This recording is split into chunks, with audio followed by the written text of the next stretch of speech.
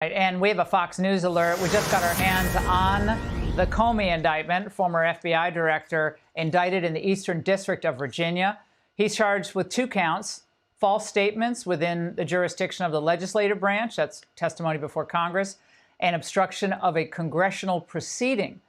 The indictment states, and it's only 2 pages long, that Comey willfully and knowingly, that's the intent standard, made a materially false, fictitious, and fraudulent statement in a matter within the jurisdiction of the legislative branch of the government of the United States by falsely stating to a U.S. senator during a Senate Judiciary Committee hearing that he had not authorized someone else at the FBI to be an anonymous source in news reports.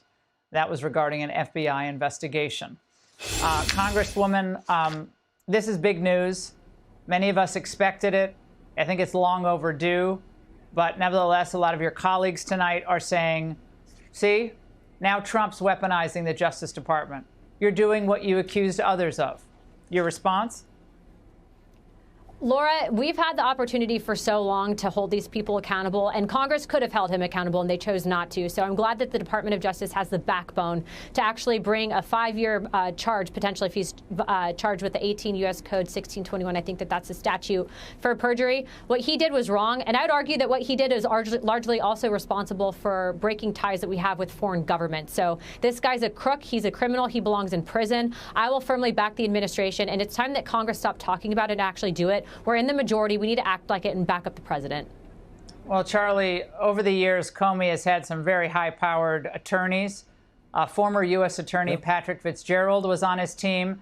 I remember he went after Martha Stewart, Conrad Black. I mean, I have no use for him whatsoever. But nevertheless, he's had some big names backing him. The entire liberal legal establishment will be making the case for why Jim Comey is the standard bearer of the law. Charlie, how do you see this tonight? The last vestiges of the swamp are going to rally around Jim Comey and make this the biggest fight. You think that the swamp cares about voters or Democrats or anything? No, this is who they're going to rally around. And it is true that Donald Trump is the poster child of a weaponized judicial system, but he's the victim of weaponized judicial system. He is the poster child as a victim of this. And there is no person in all of government who is more singularly responsible for that weaponization against Donald Trump than that man right there, Jim Comey. All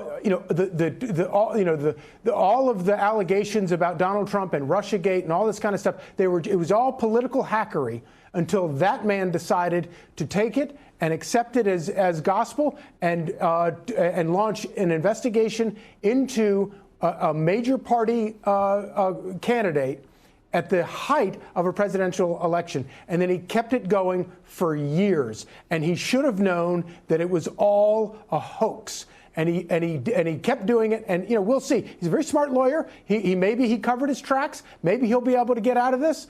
But I would like to see a jury of my peers decide whether or not he's guilty or not. I suspect I know how I would vote if I was on that jury, but they wouldn't let me on that jury. Well, remember, they decided not to try for an indictment in the U.S. District Court in the District of Columbia, notoriously left-wing grand juries. They all indicted, they all went after Trump, and grand juries in the District of Columbia. So Eastern District of Virginia, the newly appointed U.S. attorney just took over, really a few days ago after her predecessor had apparently declined to go after Comey, and there was a lot of frustration about him. But they got a new woman in, and she looked at the case, and she knew it well, and she decided, look, there's plenty to go on here, and it's time for someone to be held accountable. Congresswoman, it really seems at this point that James Comey's imperiousness may have finally caught up with him. I think that you're right, Laura, and what I will tell you is that the DOJ needs to act aggressively because the American people are tired of a two-standard system in justice. And frankly, what he did largely is responsible for why there is a big political divide in this country, because they operated on a lie. He violated the president's literally civil liberties, and I would even argue on top of that, he leaked classified information. This guy should never be held or able to hold another government job forever for the rest of his life. And I would say that the Department of Justice has everything that they need to bring forward the charges, and they should throw the entire book at him. So that's a 5-year prison sentence, and he deserves every single day of it. All right, panel, thank you very much.